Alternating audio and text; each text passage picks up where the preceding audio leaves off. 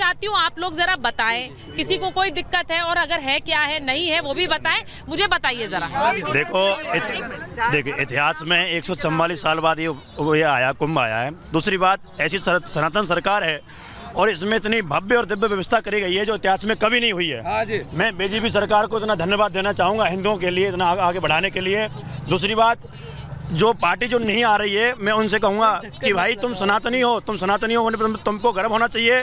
तुम्हारे पूर्व जब जो मर गए वो लोग, उनके इतिहास में 144 साल बाद नहीं आया ये उपलक्ष्य, उनके नहीं आया। तुम तो आओ, तुम तो इसमें स्नान करो। अरे ये राजनीति अलग की बात है, परंतु ये सनातन का कुंभ है और हिंदुओं का कुंभ है, इसमें आना चाहिए। राजनीति से परे है कुंभ, राजनीति से परे है। बोलिए मैम। राजनीति नहीं। मैं कनाडा से, टोरंटो से हूँ। अरे वाह। मेरा नाम कोकिला बेन ब्रह्मभट्ट है और मैं 13 तारीख को यहाँ आई। मुझे 13 तारीख से आप यही है? 13 तारीख से मैं यहाँ हूँ और 13 तारीख से 27 तक रहने वाली हूँ। अरे वाह। और ये गुरुजी देवकीनंदन जी भी वहाँ पर बहुत आते हैं, कनाडा में बहुत कथाएं कराते हैं। अच्छा, वो हमारे घर में ही ठहरते हैं। तो सोचिए 13 से 27 तारीख तक वो यही रहेगा। अब देखो एक मिनट, मैं बस सिर्फ जल्दी से एक पूछना चाह रही हूँ क्योंकि मेरे मेहमान भी इंतजार कर, थोड़ा पीछे हो जाइए, थोड़ा सा पीछे हो जाइए।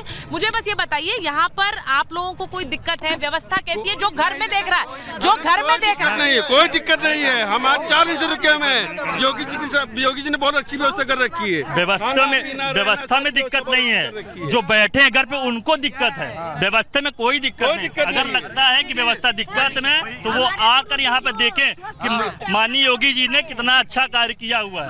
और अच्छा देखिए, यूं तो बार बार कहा जा रहा है कि भाई कुंभ में कोई सियासत नहीं ढूंढनी चाहिए, यहाँ के लोग बोल रहे हैं, मैं नहीं बोल रही हूँ। और यहाँ पर बड़े सम्मान के साथ वो कह रहे हैं कि सब लोग आए। मैं एक बार जरा वरुण जी से पूछ रही हूँ। वरुण जी, ये बार बार कहा जा रहा है कि कुंभ में डुबकी लगाने राहुल गांधी, प्रियंका वाड्रा भी आ सकते हैं और ये इसलिए है, ये क्या इसलिए है? अब उसमें भी सवाल पूछे जाएंगे। अगर योगी जी आ रहे हैं तो उसे सियासी डुबकी कहते हैं, राहुल प्रियंका आ रहे हैं तो फिर वो डुबकी सियासी नहीं है दिल्ली चुनाव से पहले?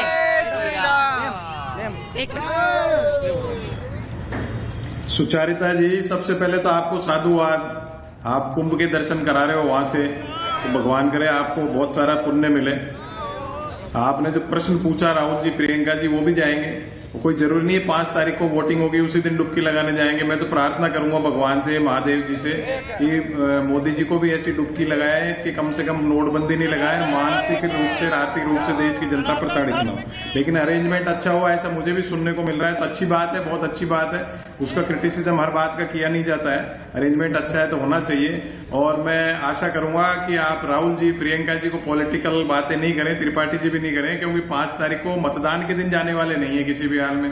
उसके बाद जाएंगे और स्नान करके आएंगे। वो भी तो प्रियंका जी के तो कई बार आपने भी देखा स्नान करके आए। अब भारतीय जनता पार्टी को तो छिछालेदारी करनी होती है दूसरों की, जो करते रहेंगे। आप सियासत की बात करते हैं, इनको सियासत थोड़ी करनी। मैं आपसे सहमत हूँ।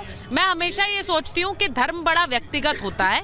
मैं ये नहीं कह रही हूँ कि हर किसी को सबके सामने आकर डुबकी लगानी चाहिए, लेकिन अगर आप ये कह रहे हैं कि राहुल गांधी और प्रियंका गांधी धर्म से जोड़कर वो पहले भी इस तरह से डुबकी लगा चुके हैं, वो पहले भी जो धर्म कांड है उनसे जुड़े रहते हैं, तो फिर योगी आदित्यनाथ और नरेंद्र मोदी तो कई बार इस तरह के हमने धर्म कांड में से जुड़े हुए उनकी तस्वीरें देखी हैं, फिर उन पर सवाल क्यों है? वो अगर डुबकी लगाने आते हैं तो उनको सियासी डुबकी क्यों कहा जाता है? सुचारिता जी, ये डिपेंड करता है आप किस तरह से प्रेजेंट करते हो चीज को।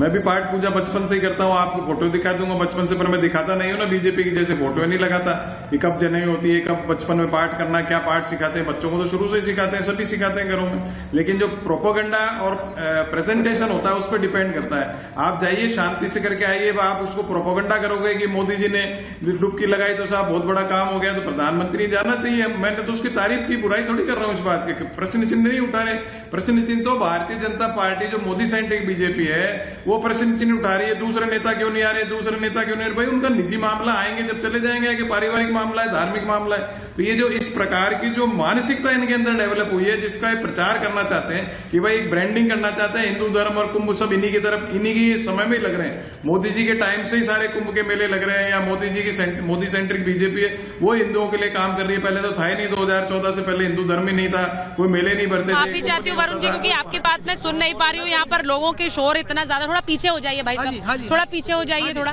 जिससे कि मैं अपने मेहमानों की भी बात सुन सकूं, क्योंकि ये उनका भी एक तरह से भाव है कि वो अपनी भावना जो है वो व्यक्त करना चाहते हैं, टीवी पर बताना चाहते हैं लोगों से। लेकिन एक चीज बड़ी क्लियर है, मैं अगर प्रेम कुमार जी आ गए हैं तो चेतन मुझे बता दीजिए, और आप आचार्य राज मिश्रा भी अगर आ गए हैं तो बता दीजिए। लेकिन मैं प्रेम कुमार जी जरा पूछ रही हूँ, दिल्ली चुनाव, उस दिन दिल्ली में वोट होगा, प्रधानमंत्री नरेंद्र मोदी कुंभ में होंगे, आप इसे कैसे देख रहे हैं? जी, ये कोई पहला मौका नहीं होता है। जब जिस दिन चुनाव होता है उस दिन कैसे लोगों का अटेंशन लिया जाए, ये नरेंद्र मोदी जी हमेशा दिखाते रहे हैं। तो कुंभ तो एक उसको स्वाभाविक बोल करके भी बता सकते हैं, वो बताएंगे। लेकिन राजनीतिक लोगों को धर्म का इस्तेमाल करने से बचना चाहिए। और कुंभ आज की परंपरा नहीं है, और पहले के भी प्रधानमंत्री आते रहे हैं, प्रधानमंत्री जाएं, इसमें भी कोई गुरेज नहीं है। कौन कर रहा है? मतदान वाले दिन धर्म के नाम पे मतदान वाले दिन धर्म का इस्तेमाल कौन कर रहा है प्रेम जी? इससे पूछिए। हाँ, आपसे ही पूछ रही हूँ, धर्म का इस्तेमाल कौन कर रहा है? आप कह रहे हैं धर्म का इस्तेमाल नहीं करना चाहिए राजनेताओं को। अगर मतदान वाले दिन कुंभ में राजनेता खड़ा होंगे और पूरा लाइव टेलीकास्ट होगा तो बिना कैमरे के जाइए ना, मतदान वाले दिन भी जाइए, कोई दिक्कत नहीं होगी। लेकिन उसका इंटेंशनली अगर प्रोपेगेंडा होगा तो कैमरे वालों को राहुल गांधी के पीछे या नरेंद्र मोदी के पीछे या अखिलेश जी के पीछे वो तो नहीं भगाते हैं, मीडिया तो खुद ही जाती है ना। वो बड़े नेता हैं, अखिलेश जी कहीं भी जाएंगे, राहुल गांधी कहीं जाएंगे, मीडिया जाएगी उनके पीछे। अब कल तो कुंभ में स्नान करेंगे योगी जी, तो कल तो कोई चुनाव नहीं है, तब भी मीडिया दिखाएगी उसे, नहीं दिखाएगी? मैं यहाँ बोल ही नहीं रहा हूँ, मैं कह रहा हूँ कि मतदान वाले दिन ये कैमरे में ना दिखाए जाए, इसको सुनिश्चित करने के लिए तो कुछ होना चाहिए ना। चुनाव आयोग तो है, नेता चाहेंगे, उन्हीं की मर्जी थोड़े चलेगी। चुनाव आयोग रोके इन चीजों को, रिले नहीं होना चाहिए। टेलीविजन को भी सोचना चाहिए कि हम न्यूज चला रहे हैं, इससे चुनाव प्रभावित हो सकता है। नहीं चाहिए। राकेश जी जल्दी से इसको जरा काउंटर करिए। राकेश जी के पास जा रही हूँ। राकेश जी वो कह रहे हैं कि क्यों जा रहे हैं 5 तारीख को? आश्चर्य होता है, 5 तारीख को चुनाव है तो जाना ही नहीं चाहिए मोदी जी को। मुझे बड़ा आश्चर्य होता है भाई, राहुल गांधी को किसी ने रोका तो नहीं है। राहुल गांधी को, प्रियंका वाड्रा को, अखिलेश यादव को, ममता बनर्जी को किसी ने नहीं रोका है। वो 5 तारीख को नहाए, 4 को नहाए, 4 से लेके 5 तक नहाए, 6 तक नहाए, कोई मना कर रहा है क्या?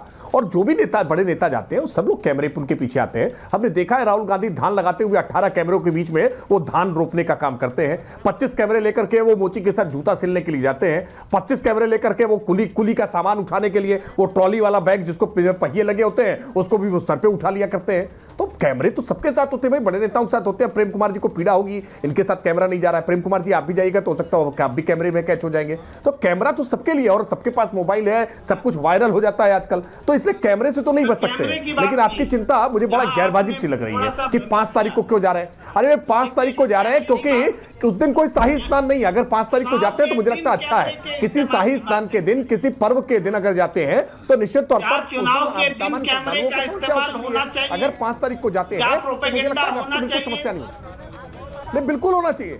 चुनाव के दिन होना चाहिए, मतदान को प्रभावित करने। नहीं, ये बात जो राकेश जी कह रहे हैं, राकेश जी जो बात कह रहे हैं उसको जरा काउंटर कर दीजिए ना। उन्होंने कहा कि 5 तारीख को मोदी जी अगर जा रहे हैं, आपको दिक्कत है तो राहुल गांधी भी जाए 5 तारीख को। तो मैं वही पूछ रही हूँ कि ऐसा किसी तरह का कोई कार्यक्रम भाटी जी, अखिलेश जी भी कर सकते हैं, कोई रोक नहीं रहा है। अगर मोदी जी जा रहे हैं या योगी जी जा रहे हैं तो उसको जितने कैमरे योगी जी को दिखाएंगे उतने ही कैमरे अखिलेश जी को भी दिखाएंगे। उनकी भी लोकप्रियता है बहुत, ये सब जानते हैं। सुचरिता जी सवाल ये है कि भारत में कानून का राज है। चुनाव के लिए एक आचार संहिता निर्धारित है जिसका पालन करने की जिम्मेदारी सबकी है। मतदान के दिन धार्मिक कार्यों में, चाहे मंदिर में पूजा की जाए, चाहे मस्जिद में नमाज की जाए, चाहे गंगा में स्नान किया जाए, तिलक लगा के धार्मिक कृत्य दिखाना, ये आचार संहिता का, चुनावी आदर्श आचार संहिता का खुल्लम खुल्ला उल्लंघन है। चुनाव आयोग को इस पे सख्त एक्शन लेना चाहिए। आचार संहिता पढ़ के अरे बता दूंगा भाई, यार भैया बीच में क्यों चिल्ला रहे हो राकेश त्रिपाठी? हम बता देंगे कहाँ लिखा है, हम बता देंगे कहाँ लिखा है। मतदान केंद्र के भीतर नहीं नहीं ऐसे बीच में डिस्टर्ब मत करिए, बाहर से जुड़े हुए हैं सब, फिर बोल नहीं पाते, डिस्टर्ब हो जाता है। दूसरी बात सुचरिता जी, आपने एक श्रद्धालु से आप बात करवा रही थी, तो वो सज्जन कह रहे थे कि जो कुंभ में नहीं आ रहे हैं वो पापी हैं, उनका मन साफ नहीं है। तो 100 करोड़ से ज्यादा भारतीय ऐसे हैं जो कुंभ में नहीं पहुंच पा रहे हैं, तो क्या वो 100 करोड़ 110 करोड़ लोग पापी हैं? क्या ये उन लोगों का अपमान नहीं है ऐसा कहना? तीसरी बात राकेश जनता की बात है, ये सवाल आप मैंने जो सवाल पूछा उस पर पूछ सकते हैं, जनता का मत है ये। मैंने तो उन्हें कहा भी है कि हर कोई कुंभ में नहीं आ पाता है, लेकिन ये जनता की। हाँ जी, बात तो पूरी होने दो। हाँ बोलिए बोलिए बोलिए। नहीं हमारी बात बोलिए वरना एक और वीडियो तीसरी बात राकेश त्रिपाठी ने कहा, बोल दीजिए अपनी बात। झूठ बोला। मैं चुनौती देता हूं राकेश त्रिपाठी को कि मैंने कौन सी बात झूठ बोली। क्या भारत के ऊपर विदेशी कर्जा 4 गुना नहीं बढ़ा है? क्या रुपए की कीमत लगातार नहीं घटी है? क्या विदेशी बैंकों में काला धन दुगना नहीं हुआ है? क्या महंगाई और बेरोजगारी लगातार नहीं बढ़ी है? राकेश त्रिपाठी जी कितना ही पाखंड करो। सुनिए आपका सवाल राकेश जी के पास लेके जा रही हूँ, लेकिन मैं एक चीज कह रही हूँ, अगर जनता दुखी है तो क्या वो वोट के जरिए उसका जवाब देती है? सिंपल सवाल है मेरा।